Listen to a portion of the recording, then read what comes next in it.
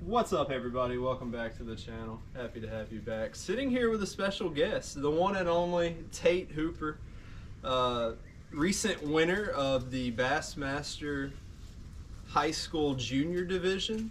Where were y'all out of? What ramp were y'all out of? Beach Bend on Kentucky Lake. Beach Bend on Kentucky Lake. Is that on the north end or south end? It's further north. No, south. Down on the south end. Yeah. Like down further than New Johnsonville, or? About an hour from Pickwick down. Oh, wow. So way down on the south end. Tate competes in the high school junior division series, the middle school series. I think they had about 46 boats in this tournament, which was the third tournament of the year. How have you done in the first two or three leading up into this one? First tournament was at the same spot. We did pretty good. I think we had 3 keepers. Is it a 3 fish or a 5 fish? It's a 5 fish limit. 5 fish, okay. We had 3 keepers for I think 6 pounds. 6 pounds, and I think we got 8th that tournament. So nice. And what month? What month was that? Man, I want early in the year, like early winter, or I think it was early October. So y'all were starting before like Christmas, before January. Yeah, I want to say it was October, but that tournament was rough. We didn't start. We had a big weather delay. We didn't start until like 9, and that hurt us a lot. So. In the October one, and then when was the? So this tournament obviously was in March. This third one, but when was your second one? Our second one we had at Eva. That was that was November, I think. November. Okay, so these are later in the year, like winter, or were y'all fishing like deep? We were fishing shallow flats, really, because the water was coming down. We found actually practice went better than tournament day that time. Practice went good. My dad went down there, and I think he had about 10 pounds practice day. This is for the second tournament, yeah, right? Okay. But tournament day, it was just tough. The wind was blowing. I don't know.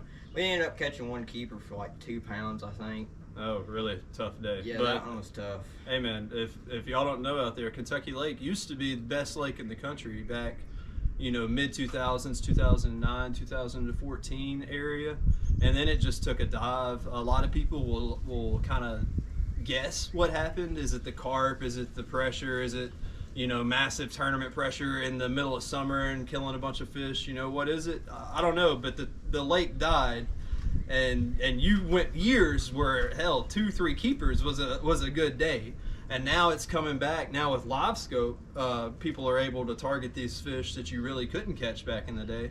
Live scope is allowed in y'all's series, but y'all, let's get to the juice now. Let's get to the win. Yeah. A big W here in middle March. On Kentucky Lake.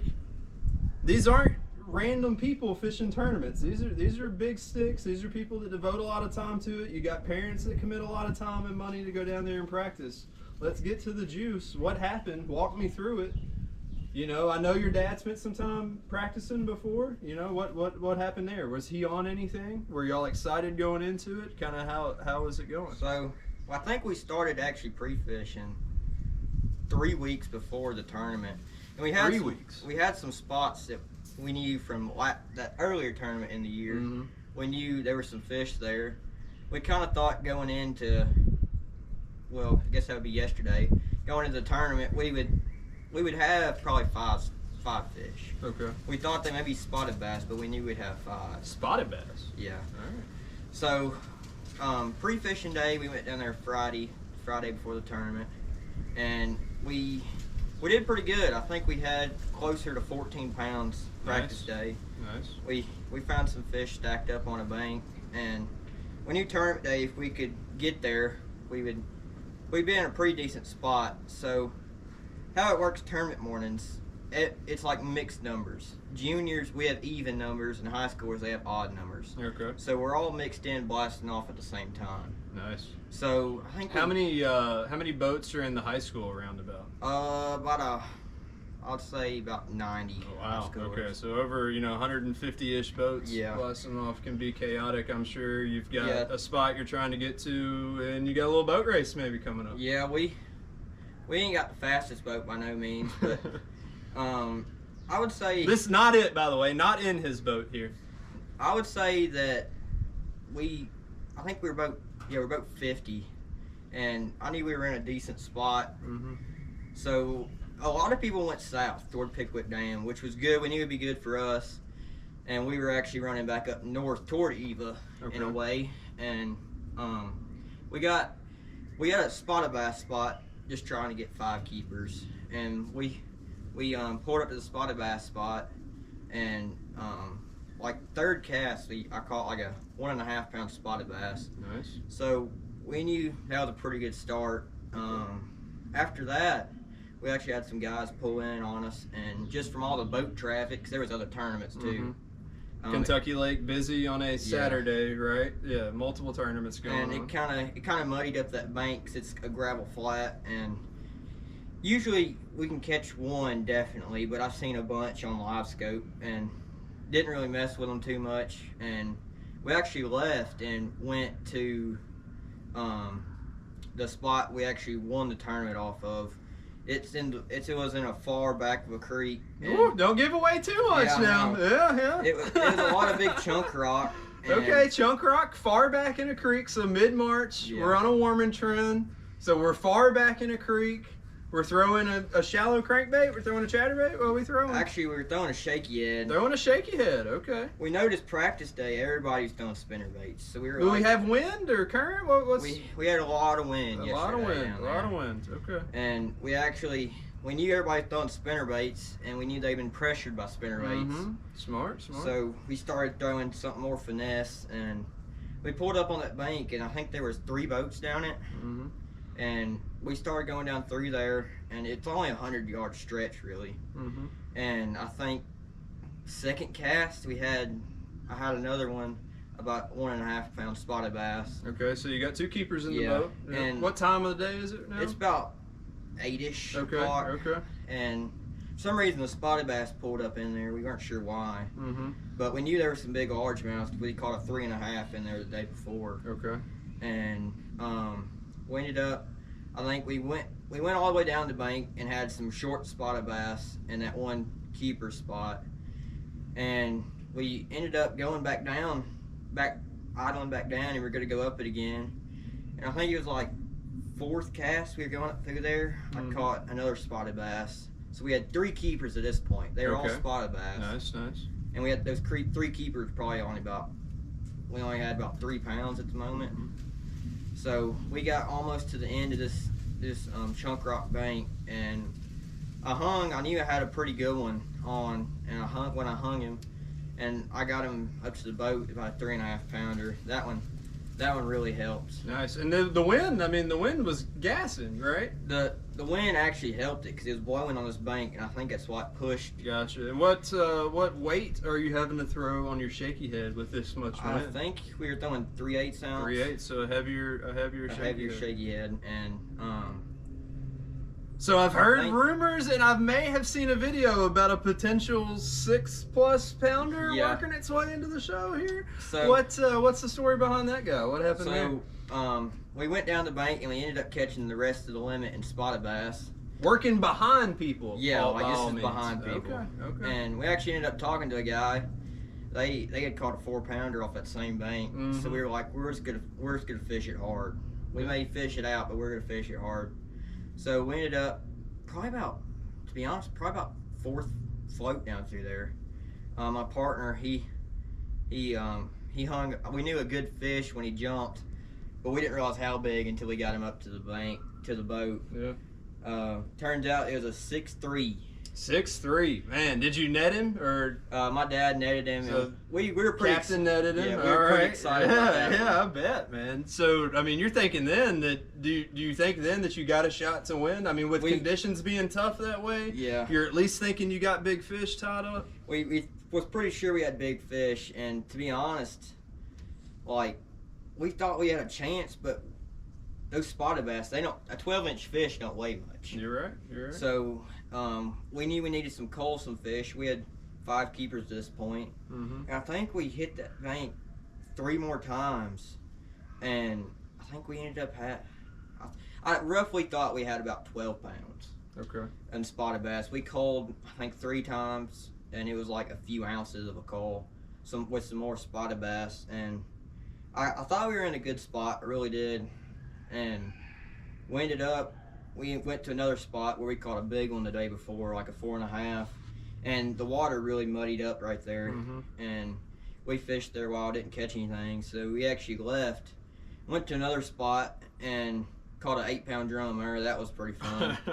I imagine so. But then Been there, done that. Then I had a decent one get off there. That one kind of hurt. Yeah. And we ended up going back to that spot that the honey hole, the same spot, the milk run, the same spot, and some guys that had moved in on it, and they said they caught 15 pounds off of it. Jeez. So we knew they were still there. I think we probably went up and down it 5 more times. And our weigh-in, since we're juniors, our weigh-in's early. Our weigh-in was at 1:30, and it's like 12 o'clock. We got back to that spot. We knew we could fish it about 3 more times.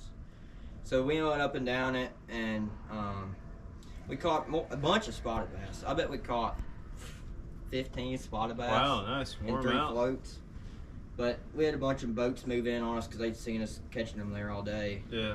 And actually, when we were leaving, a woman said that she had caught a 4-pounder off that same bank. Dang. So they were there. It was like, a big hot time. bank. Yeah, hot spot. They were there. But after that, we went and actually hit our spotted bass spot again. And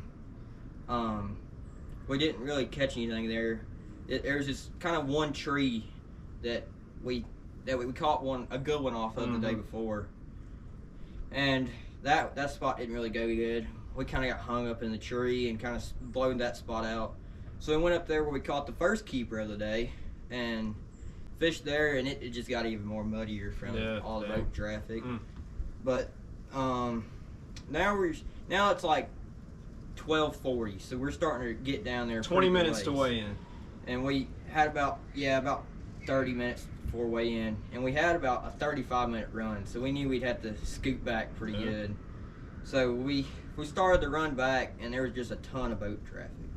And we knew we wouldn't be late, but we knew we'd be pushing it, getting close.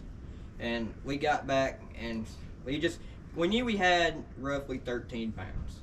So we were kind of just watching everybody get their fish out, and we didn't see no big bags. We seen about a 4-pounder somebody had, and we thought we were in a pretty good place, to be honest. And I think there was like 10 people at zero, didn't even have a fish. And after we kind of realized that we actually had a chance to win it, we actually went up there and grabbed. We have to use their bags. Okay. I don't know why. It's just the rule they have. Yeah. But we had to use their bags, and at this point in the year, we're sitting so we have an overall ranking of like everybody, and there's like 60 people in that. Yeah. And I think at the time we were sitting like 30th place for ranking, and we had, I don't know, I think we had moved you up in position to qualify for regionals. Moved us up to qualify for regionals of the state. We knew. Yeah. So we were pretty confident we'd get top 3.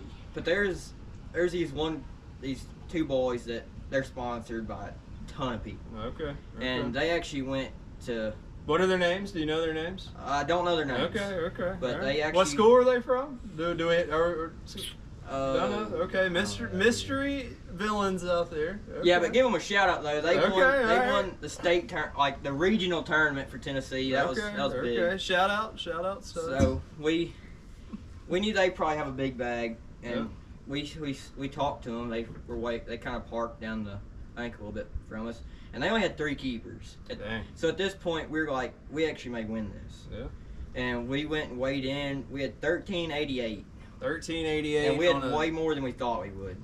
Awesome. On a day where people struggled to catch fish, on a day where the wind howled. I mean, I had other friends that fished that day that did terrible. Congratulations. Awesome job. What's next for you? So we won that tournament. And I think we got $500 from that, which barely paid for gas money now. But it's not about the money, it's about the glory. It was about the experience, and we know we may win another one, but we highly doubt it, especially once we get to high school, because high school, I think 20 pounds won it, which is a pretty good bag. But I would say, I think we just looked and it moved us to 19th place. So we're in a pretty good spot now for like regionals and stuff. So I know we got the state tournament in Paris landing, and I think we'll do decent at that one. Nice. We will check back in with you then. It's a good good time of the year for everybody to get out, go fishing. You can all catch them shallow. Also, keep putting in your work and be a live scope psychopath, savage like all these other 18, 19-year-olds out there, and anything is possible. Good job, brother. Appreciate it. Red button.